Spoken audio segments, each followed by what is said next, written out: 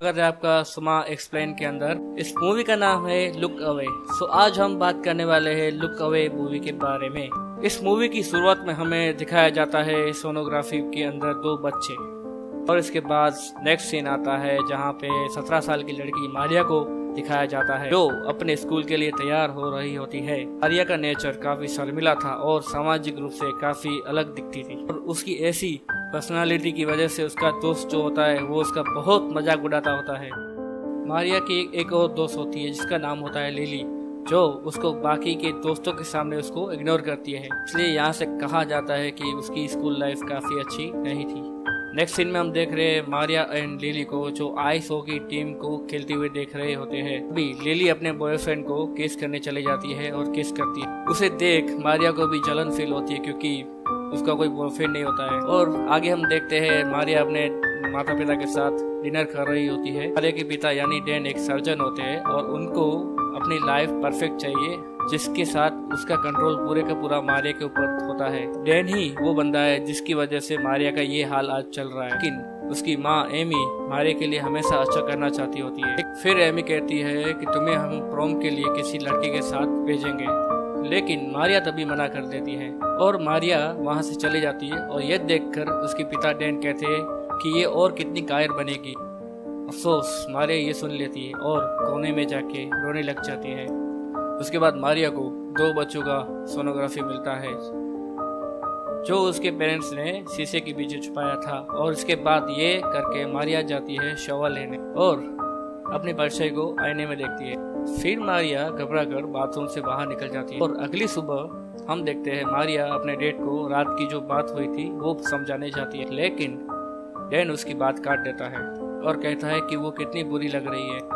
Next scene आता है school का जहाँ पे लिली सीन के साथ बिजी रहती है और मारिया को वो इग्नोर कर देती है। साथ में मार्क पीछे से आके मारिया को धक्का देता है, जिसके साथ ही सारे वहाँ के जो स्टूडेंट थे मारिया पे हंसने लग जाते हैं। लेकिन सीन मारिया की हेल्प करता है।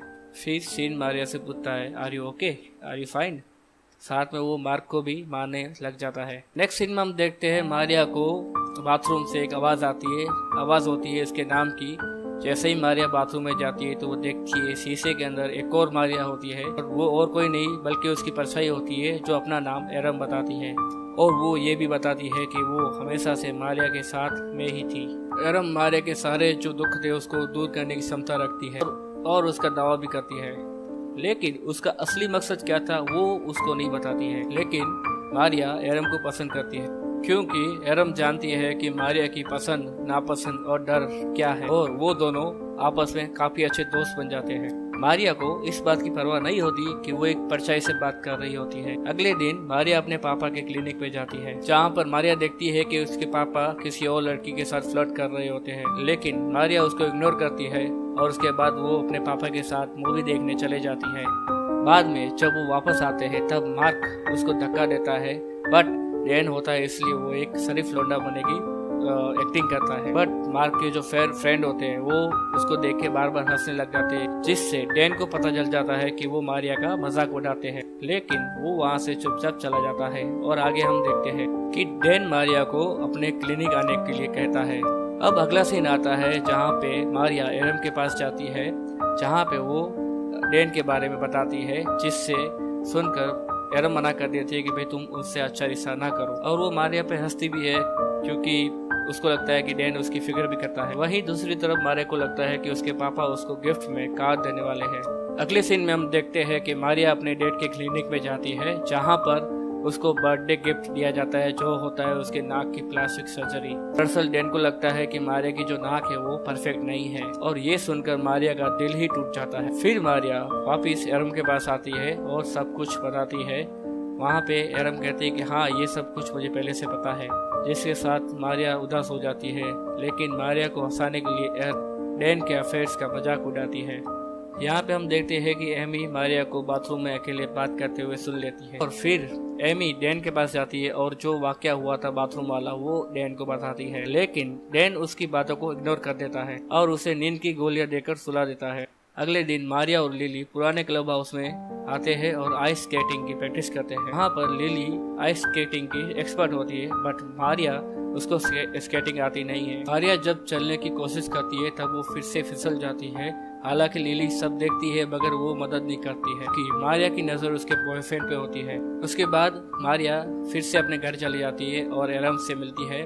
तब एरम कहती है कि तुम्हारी जो दोस्त है लिली वो अच्छी नहीं है, लेकिन मारिया अभी भी लिली को एक और मौका देना चाहती है। लेकिन एरम उसे साफ साफ मना कर देती है कि तुम ऐसा मत करो। अब एरम मारिया को याद दिलाती है कि लिली ने तुम्हारे साथ बचपन से क्या क्या किया है। आखिर वो कहती है कि मैं तुम्हारे सारे दुख दूर कर दूंगी अगर तुम मेरी जगह पे आ जाओ। फिर बदलने के लिए वो करीब आ जाते हैं, लेकिन तभी एमी वहाँ पे आ जाती है। इस सीन में हम देखते हैं कि एमी मारिया को प्रॉम नाइट के लिए तैयार करती है। हालांकि मारिया का पार्टी में जाने का मन नहीं होता है, लेकिन अपनी माँ की खुशी के लिए वो चली जाती है। अब जैसे ही मारिया वहाँ पे जाती है तब उसे एहसास होता है कि वहाँ पर जाना उसके लिए सही नहीं है। जब सारे कपल्स वहाँ पे स्केटिंग कर रहे होते हैं तब मारिया वहाँ पे बड़ी मुश्किल से खड़ी हो पा रही होती है और बाद में सीन मारिया की मदद करता है और उसको डांस के लिए पूछता है। जब वो दोनों डांस के लिए एंजॉय कर रहे होते हैं तब लिली उन दोनों को देख लेती है और जेलस फील करती है और अचानक से मारिया वहाँ पे गिर जाती है। फिर सीन उसकी मदद करना चाहता है, लेकिन लिली जो होती है वो उसको मना कर देती है। ऐसा दिखावा करती है कि उसने मारिया को गिरते हुए देखा ही नहीं है। इसके बाद मारिया अपना हाथ आगे बढ़ाता है मगर मदद के लिए नहीं बल्कि उसको घसीटने के लिए। अब सारे लोग ये देखकर बहुत हंसने लगते हैं जबकि मारिया रो रही होती है। अब जैसे ही मार्क मारिया को छोड़ता है मारिया उठकर घर चली जाती है। ऐसे बर्ताव के कारण मारिया एरम के पास जाती है और कहती है कि तुम मेरी जगह पे आ जाओ। उसके बाद हम देखते हैं कि मारिया और एरम अपनी अपनी जगह को ट्रांसफर कर रहे होते हैं। उसी रात एमी को सपना आता है कि वो एक बच्चे को जन्म दे रही होती है, लेकिन ये सब बहुत ही भयानक होता है। दरअसल एमी को मारिया के जन्म के बाद ऐसे सपने आया करते थे। अगले दिन एमी को मारिया के नेचर में कुछ चेंजेस दिखाई देते हैं, क्योंकि मारिया जिस खाने को पसंद नहीं करती है वहाँ पर एरम जो है वो उस खाने को खा लेती है। ये देखकर एमी बहुत ही खुश हो जाती है, फील करती है कि हाँ मेरी बेटी अच्छी हो चुकी है और इसके बारे में ज्यादा नहीं सोचती। और आगे हम देखते हैं मारिया स्कूल जाती है और मारिया पहले से ज्यादा कॉन्फिडेंट दिखती है। फिर मार्क मारिया का मजाक उठाता है अगली रात के बारे में। फिर मारिया वहाँ पे आती है और मार्क के कान में कुछ कहती है और उसको चुप करवा देती है। और ये देखकर सीन मारिया से पूछता है कि तुमने ऐसा क्या कहा उसको, लेकिन सीन को मालूम नहीं होता है कि वो मारिया नहीं बल्कि एरियन है। जिस पर मारिया सीन के कान में भी वही बोल देती है जो उसने मार्क को कहा था। वो सुनकर सीन परेशान हो जाता है। फिर लिली मारिया से मिलती और उससे कल रात के बारे में बात करती है, बट मारिया उसे इग्नोर करती है। एरम बड़े आसानी से उससे पूछती है कि क्या वो फिर से उसे स्केटिंग सिखाएगी और लिली ये देखकर हैरान हो जाती है कि वो स्केटिंग सीखना चाहती है। फिर लिली उसे क्लब हाउस में प्रैक्टिस करने के लिए बुलाती है। इसके बाद एरम डैन के क्लिनिक जाती है और ऐसे बिहेव करती है जैसे वो उसे पसंद करती है। एरम डैन से कहती है कि वो उसे बहुत याद करती है और ऐसा लग रहा था कि जैसे वो बहुत सालों बाद डैन से मिल रही होती है। एरम को सब पता होता है कि उसके पापा के कितने अफेयर होता है, बट उसकी माँ को ये सब मालूम नहीं था। लेकिन एरम चाहती है कि एमी के सामने उसका असली चेहरा आ जाए। उसके बाद एरम डैन की गर्लफ्रेंड को कॉल लगाती है और उसे कहती है कि तुम ठीक 1 बजे क्लिनिक आ जाओ। उसके साथ एरम एमी को भी कहती है कि 1 बजे डैन की डेट है। आगे के सीन में हम देखते हैं कि लिफ्ट में डैन की गर्लफ्रेंड और डैन की बीवी दोनों साथ में होती है। इससे एमी को पता चल जाता है कि वो डैन की गर्लफ्रेंड है। उसी रात एरम एमी से पूछती है कि उसके पापा कहाँ पर हैं, लेकिन एमी तो जानती थी कि डैन उसी लड़की के साथ है, फिर भी वो चुप रही। झूठ बोलती है कि डैन को कुछ काम है। तभी वहाँ पे एरम को गुस्सा आता है और वो कहती है तुम मान क्यों नहीं रहती कि तुम्हारा पति किसी और लड़की के साथ अफेयर कर रहा है। यह सुनकर एमी उसको थप्पड़ मार देती है।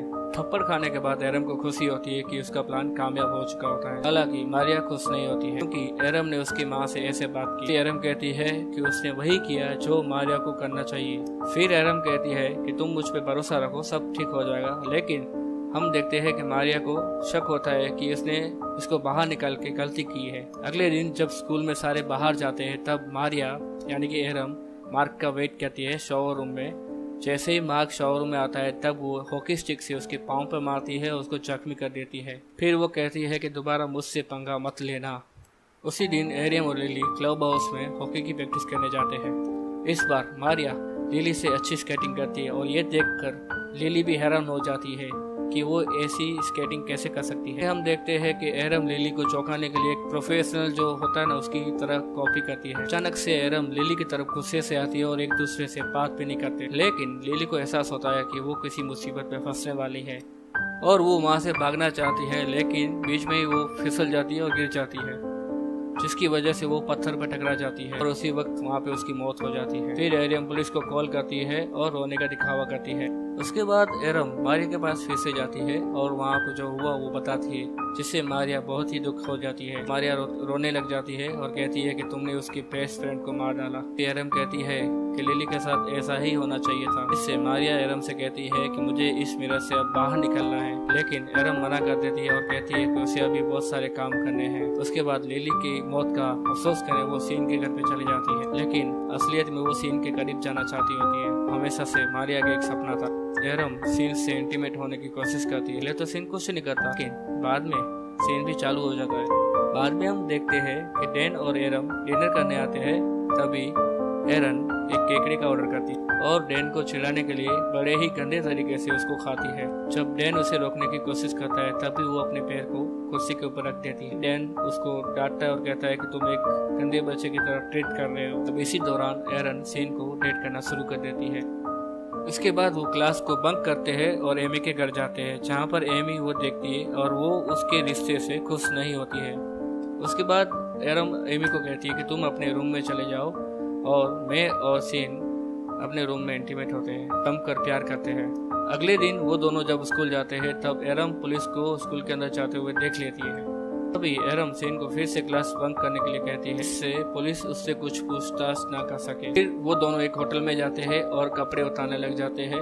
तभी उस सीन को उसकी माँ की कॉल आती है और वो कहती है कि पुलिस तुमसे और मारिया से लिली की मौत के बारे में पूछताछ करना चाहती है। सीन जल्द से जल्द वहाँ से निकलना चाहता है, लेकिन तभी एरम उसे मना कर देती है। एरम सीन से पूछती है कि अभी भी उसे लिली की फिक्र क्यों है जबकि वो मर चुकी है। एरम के इस बिहेव से सीन को शक हो जाता है कि लिली की मौत के पीछे इसका कुछ हाथ लग रहा है और जब वो जाने लगता है तब एरम उसे शराब की बोतल से मारती है और सीन वहीं पे मर जाता है। आगे हम देखते हैं कि मारिया और एरम दोनों बाथरूम में जाके रो रही होती है।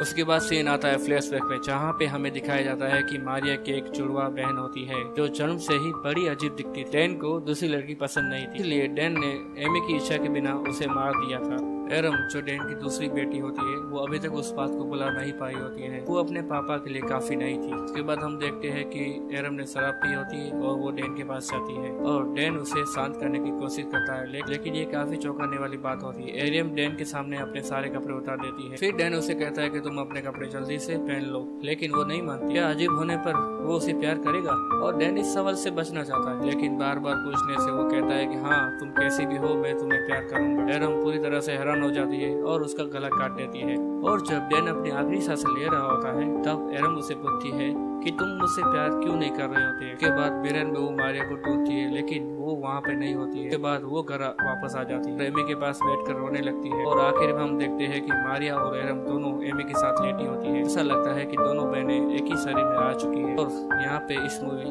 का एंडिंग होता है। सो दोस्तों, उम्मीद करता हूँ आपको ये मूवी अच्छी लगी होगी। कमेंट करके बताएं कि आपको कौन सा पार्ट अच्छा लगा और कौन सा नहीं। साथ में मेरे वॉइस ओवर के लिए भी बताएं कि मेरा वॉइस ओवर अच्छा है कि नहीं। Thanks for watching.